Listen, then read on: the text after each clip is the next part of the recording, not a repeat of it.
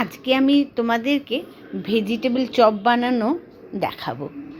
এর পেছনে একটা গল্প আছে।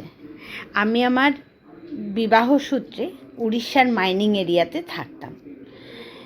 আমার হাজবেন্ড কর্পোরেট সেক্টরে চাকরি করতেন, বিশাল বড় একটা হাউসে মাইনিং সেক্টরে ছিলেন। ওখানে যখন গেলাম, সেখানে কিন্তু তখন সেই সময়কার কথা, আজ থেকে প্রায় 40-45 বছর আগে, বাজার বলতে কিন্তু কিছু ছিল না। সপ্তাহে একদিন করে বাজার।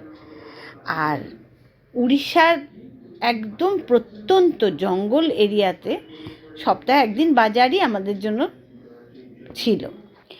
আর রেস্টুরেন্ট ওসব তো একেবারেই ছিল না। তবে একটা জিনিস, ওখানে গিয়ে সবার সঙ্গে, নানা প্রদেশে, নানা রাজ্যের, নানা ধরনের লোকের সঙ্গে মিশে কিছু আদব কায়দাও শিখেছিলাম।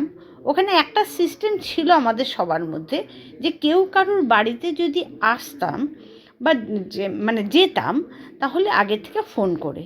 তার দুটো কারণ ছিল। একটা ছিল একটা এটিকেট মেনটেন করা, আর আরেকটা ছিল হচ্ছে, যেহেতু আমাদের বাজার ছিল না, কোনো রেস্টুরেন্ট বা কোনো হোটেল এসব ছিল না, তো মোটামুটি আমাদের স্ন্যাক্স সব নিজেদের ঘরেই বানাতে হতো। তো আমরা নানা রকম বই টই পড়ে এসব শিখতাম। আর কিছু ছিল মায়েদের কাছ থেকে শেখা বা ছোটোবেলার স্মৃতি। যেমন আমার এই ভেজিটেবল চপ, ওখানে আমার অনেক বন্ধুবান্ধব ছিল যারা পেঁয়াজ রসুনও খেত না। তো আমাকে এমন জিনিস চিন্তা করতে হতো যাতে পেঁয়াজ রসুনটা পড়ে না। তো ভেজিটেবল চপ এসবের মধ্যে বা সিঙাড়া, এগুলোতে তো আমাদের কোনো দিন পেঁয়াজ রসুন ছিল না, পড়তো না। তা আমি এগুলো বানানোর চেষ্টা করতাম। এবার এইসব বানিয়ে কিন্তু আমি খুব নামও করেছিলাম। কিছুটা মায়ের বানানো, তার স্মৃতি ছিল, আর কিছুটা ছিল আমার নিজের মুখের টেস্ট, আর কিছু বই পড়া।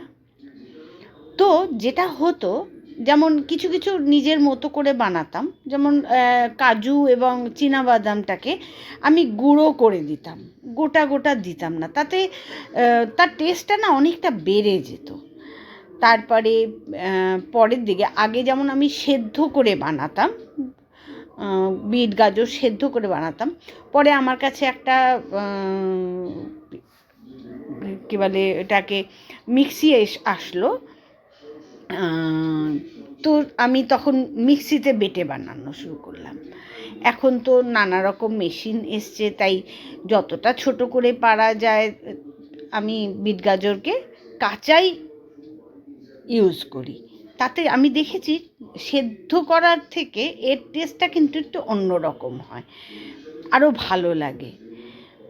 তো আশা করি তোমাদের আমার এই ভিডিওটা পছন্দ হবে। যদি তোমরা বানাও আমার ভিডিও দেখে, তাহলে নিশ্চয়ই শেয়ার করো। আর আমার চ্যানেলটা সাবস্ক্রাইব করলে আমার খুব ভাল লাগবে। আমি আরও উৎসাহ পাবো তোমাদের সঙ্গে এরকম নানা রকমের গল্পের সঙ্গে সঙ্গে রান্না শেয়ার করতে। আশা করি তোমরা সবাই আমার পাশে থাকবে।